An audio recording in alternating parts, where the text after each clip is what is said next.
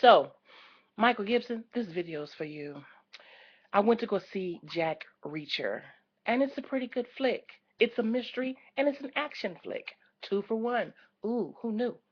So I went to Waldorf because I like the seating at this particular theater. It's quiet out there. It's peaceful. Blah blah blah. Crinkety blue. I like it out there. So that's where we went. I went with Igosa, one of my sorors, my road dog. We likes to go in a pack of two, and we had a great time. We generally do. It's never really a problem ever. So, but tonight, I'm done talking about Jack Reacher. It's a good flick. Go see it. Action mystery. It's like watching Scooby Doo on E. On crack. Pay attention and solve the mystery. Okay? Anyway, black women, black women tonight got on my motherfucking nerves. I can't even lie. On my motherfucking nerves. For real. So we arrived at the theater. I had bought my tickets online, but I thought I had to pull them from the kiosk outside. I didn't have to do that. Didn't know it. Didn't know I could go inside and pull my tickets. So we had to stand behind this broad who was buying tickets for a movie at that time at 3 something in the afternoon and for later on at 6 something later on that night. But she wanted to know who was in it, who starred in it, how long it was, will it do this, is it gonna run over the movie from the time I watch it right now? All these bullshit questions. Bitch, read a newspaper. Pull it up online. I don't give a flying fuck. But don't wait till you get to the motherfucking line before you start asking questions. Are you serious right now? Shut up. So she did. And we had to be behind her. We barely made it into the movie on time, partially because Egos was late. One. Two, partially because this woman was talking too much, buying tickets. Two. Three. Here's three. So I get in line to buy some popcorn. I've been starving and I've been wanting some popcorn. So we get in line, and who do I get? But a black woman, a teenage black woman, a big breasted, nappy headed, ugly. Let me not call her ugly. I take that back in the name of Jesus. Let's call her unassuming cute woman. And she's a teenager. And I'm glad she got a job. I'm glad you're not out mugging and robbing and stealing. I'm happy about that. But love your job. Love it. Love it all the way. So I says to her, can you put some butter in the middle and on top of my popcorn, please? She doesn't say, oh, ma'am, the butter is over there behind you. She just goes, like everybody's supposed to know, because you work here every day. I don't work here every day. I don't even come here every month. Bitch, just answer the question. It's just a question. A question you should be able to answer. So she brings my popcorn over and said, oh, you didn't hear me? And she said, what? Mm. Well, what I said was, can you put some butter in the middle on top? Oh, we don't do butter. It's over there. What you mean you don't do butter? It's over there. Huh. Okay. Let me get my little popcorn and go. Because, this getting ready to be a problem. This getting ready to be a problem. So I got my little popcorn, went over to the butter thing, pushed a little butter. I mashed it. I mashed the butter, and all of this butter came out. But when I went to eat the butter, it was nasty. It was rancid. It was old. It was, movie popcorn butter tastes kind of funny anyway. Don't taste like real butter, but this was nasty. It actually did make me sick, for real. So we go in, both of us agreed that the popcorn was disgusting. We didn't finish our popcorns and that we were going to complain. So after the movie was over, Jack Reacher, which you should go see. It's pretty good. We go over and I'm talking to the nearest person to me, which happens to be a young black man. I say, excuse me, sir. I wanted to just say something to you about this popcorn. My sister and I had this popcorn and it was nasty. And he says, oh, okay. And then the girl who who placed my order in the first place says, oh, we didn't put the butter on your popcorn. I know that. But in this building where you work, where the butter exists, you're still responsible. The butter is nasty. But I'm not talking to you. Mm. Back to you. So, can I see a manager? So he says, sure, right away. So he gets the manager and he says, this wonderful client of ours would like to say something about the butter on the popcorn. What I didn't like is that the manager, this little raggedy old white woman, probably on step number 11 of the 12-step program for recovering alcoholics, says, I've only been here for 3 weeks, so I don't know how the butter tastes. Bitch, you ain't tasted the butter in 3 weeks? Somebody complained about it the first week I was here, but I haven't checked it yet. Are you fucking kidding me? You've had a problem for 3 weeks that you haven't checked in on? I can give you your money back. I don't want my money back. I want you to fix that butter. I can give you a popcorn coupon. All right, do that. But still, fix that butter. That's nasty. And help that one that got bowling balls for boobs. Help her mouth. Help it. So we leave there. I have been craving Famous Dave's. I love Famous Dave's chicken wings. I just do. So we go to Famous Dave's. He goes and I said, can we have a table? They sit us in the back. I wasn't too pleased with that, but they sit us in the back. Back before we even got there, we could hear a baby screaming bloody murder. Screaming. So we get to the back, and he couldn't have been no more than, I don't think he was walking. He might have been one, but he was definitely under the age of one. If he wasn't one, he was under the age of one, but over the age of like maybe 8, 9 months. So he is, he's screaming like that. And at the volume I just gave it to you.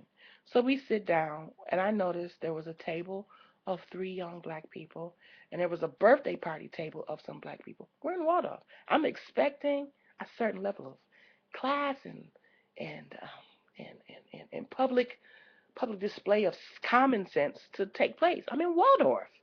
So we get our menus, and I said to Egosa, I'm not going to be able to sit here, Egosa, because they weren't trying to remove their baby. And their baby, again, was going, ah!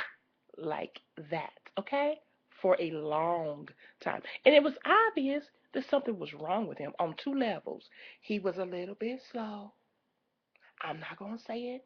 I told Egosa. She made me promise not to say what I was saying. So I'll just say he was slow. And he was obviously in a great deal of pain because he was falling asleep and waking up screaming bloody murder. So when the waitress came back and said, are you ready to order? I said, well, do you mind? And I'm telling you, I got close to her. Do you mind if we move to another table? Like right over there? She understood. She said, come on. Come on. She wasn't even black to even say it like that. Come on. So we grabbed our waters and we quietly moved to the next table, across the barrier, across the other side of the restaurant. Just trying to get away from your screaming baby. Now, most people know when your baby is screaming in the movie theater, in church, in a restaurant, normal people get up and walk their babies outside to the lobby, to the car, to the bathroom. I don't give a, just move, just move. But you didn't. So the grandmother had the baby the whole time. And she was going, she was, had that mama rolling. And then she would rub his nose and wipe his nose and shit and wake him up. And he'd wake up screaming again. And there was a young woman, another child who was about 3, and a young man sitting there. Now the girl, she was they was just eating, like eating slow, not nervous about anything, just eating, asking for shit. Can I get some more sauce? You mind if we get some more cornbread? Can I have some more sauce for my whatever? So we moved. And as we got up, I didn't hear this. Egosa heard it though. The grandmother, who's probably been a troublemaker all her fucking life. You know bitches like that? Just always run their motherfucking mouth. Don't matter how old they get, still want to get slapped in their mouths. This bitch says, according to Egosa, and I believe Egosa, because the bitch continued to cut up, says, enjoy your food. She said, Egosa, in very much Egosa form, okay, thank you. Don't you love her? So we go, we sit down, and the waitress said, did she say something to you? And he goes, yeah. She said, enjoy your food or enjoy your meal or whatever. And I was like, oh, I'm glad I didn't hear that because I'm not built for that kind of stuff. I'm not. I'm just not. I'm not. So, um, the girl says, no, wait a minute, we're enjoying our food. She gets up at one point with the baby, and we're kind of in line of the bathroom. The bathroom's about 20 feet off, but we can see the bathroom. And the girl says, I moved because, people was complaining about the baby screaming. The baby's still screaming, mind you. When they got to leave, the grandmother takes the long way to walk past us with her baby. And I said, wow, how obvious is that? He goes, so she walked all the way over here with her little raggedy ass baby for us to see? We don't fucking care. Your baby's sick. Take him home. So we heard when the girl was back by the bathroom that she said, he has leukemia. That's why he's crying like that. That explains it. The motherfucker is sick. Take his monkey ass home. So, okay. All right. So she comes over, the young girl comes over to our table, doesn't address Egosa, addresses me, and says, I just want to say something real quick. You know it's already going to go wrong. I just want to say something real quick. I just want to say that I don't appreciate you moving your table. I mean, I understand you felt like you wanted to move your table, but that had upsetted my mother. Oh, you from Southeast? Oh, now I know where this is getting ready to go. So I tried to listen to it a little bit, but I just think that that's rude. Rude.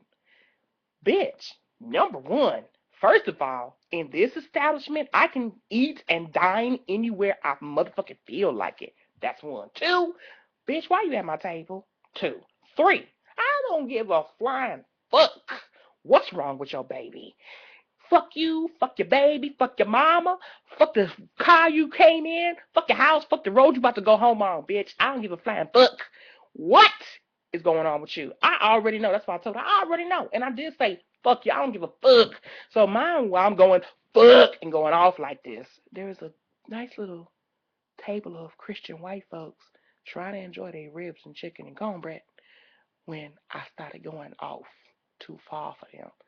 And the bitch is still like, well, I'm just trying to let you know, bitch, don't fucking let me know shit. Get the fuck away from me. Get the fuck away from my table. I don't give a fuck. So he goes is like, oh my God. The girl gets herself together because I don't think she expected me to go on her like that. I was about 2 seconds from getting up, but I can't remember her saying the baby got leukemia. But honestly, not that I don't care that the baby don't have leukemia, but why is your baby out screaming in pain and he got leukemia? We don't know he got leukemia, but you do. But the chicken and ribs is more important than taking the motherfucker to urgent care.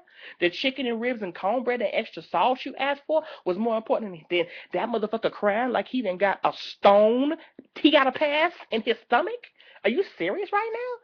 So when I turn back after the bitch go, well, I just want to let you know, bitch, I don't give a flying fuck. And then the dude she's with don't say nothing at all, punk ass.